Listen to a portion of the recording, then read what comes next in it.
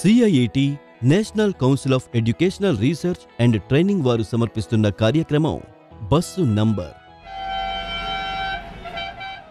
Madam, కాస్త చూసుకొని నడవండి. అన్నా, ఈ బస్సు ఎక్కడికి వెళ్తుంది?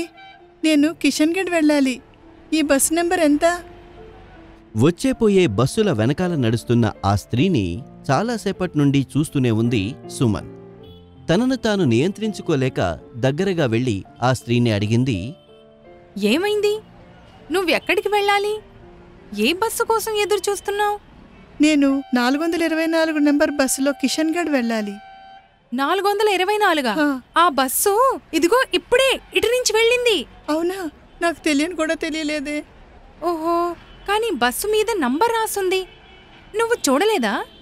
ఏదో రాసి ఉందని చూశాను, కానీ చదవలేకపోయాను. నాకు చదవటం రాయటం రాదు. ఇది విన్న సుమన్ ఆశ్చర్యపోయింది. సంఖ్యలను కూడా చదవలేని వాళ్ళు ఉన్నారా అని. అప్పుడే సుమన్ బస్సు కూడా వచ్చింది. ఆమె స్నేహితురాలు ఆమెను పిలిచింది.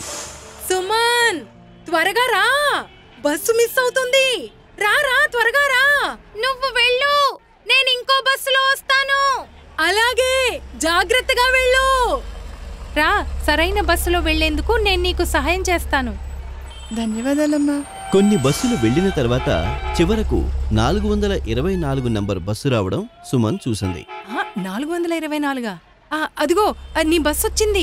ఇది నిన్ను కిషన్గఢ్లో దింపుతుంది. చాలా చాలా ధన్యవాదాలమ్మా. జాగ్రత్తగా వెళ్ళు. బస్సు ఎక్కగానే ఆమె కిటికీలోంచి సుమన్ వైపు చూసి కృతజ్ఞతలు తెలుపుతున్నట్లు నవ్వింది.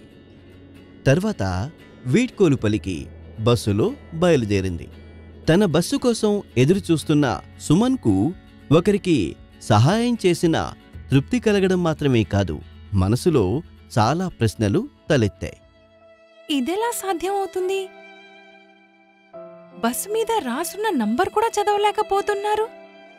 ఇది అందరూ ఆలోచించాలి. నేను దాని గురించి నిర్ణయించుకున్నాను. ఈ రోజు నుంచి నా చుట్టుపక్కల చదవడం రాయడం రాని వాళ్ళు ఎవరైనా కనిపిస్తే వాళ్లకు చదవడం రాయడం నేర్పిస్తాను. ప్రాథమిక అక్షరాస్యత మనందరి హక్కు. ప్రతి ఒక్కరూ ఈ హక్కును పొందాలి. ఇప్పటివరకు మీరు విన్నారు national council of educational research and training వారు సమర్పించిన కార్యక్రమం బస్సు నంబర్. అనువాదం మరియు రికార్డింగ్ సహకారం అందించిన వారు Clapper entertainment. Program coordinator professor Usha Sharma. ఈ కార్యక్రమానికి అకాడమిక్ సపోర్ట్ అందించిన వారు యాచనా గుప్తా.